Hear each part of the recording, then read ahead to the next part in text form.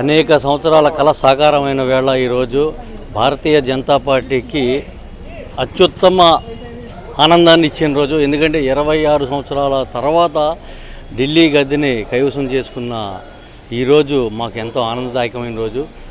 న్యాయం గెలిచింది. ఇన్నాళ్ళు అభివృద్ధి, చదువుకున్న వాళ్ళు గెలిచారు అని ఆమ్ ఆద్మీ పార్టీ వెర్రవీగిన ఈ క్షణంలో ఆమ్ ఆద్మీ పార్టీ అరాచకాలు, అభివృద్ధి కాదు, ఆమ్ ఆద్మీ పార్టీ కూడా మిగతా రాజకీయ పార్టీలకు ఏమీ అతీతం కాదన్నట్టుగా వెల్ఫేర్ మీద దృష్టి పెట్టింది, ప్రజల సంక్షేమం మీద దృష్టి పెట్టింది తప్ప అభివృద్ధికి నోచుకొని ఢిల్లీ ఇక నుండి అభివృద్ధిని చూస్తుందని మా ఆకాంక్ష.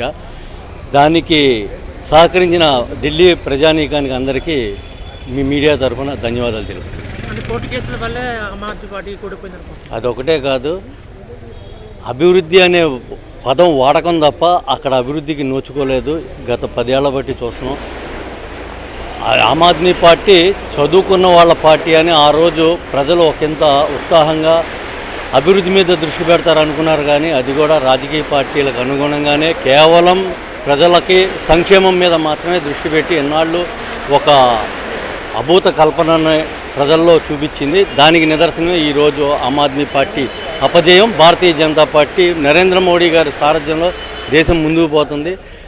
అటు ఆ దిక్కున చూసే ఇవాళ మోడీ గారి అభివృద్ధి చూసే భారతీయ జనతా పార్టీకి ప్రజలు పట్టం కట్టారని భావిస్తున్నారు.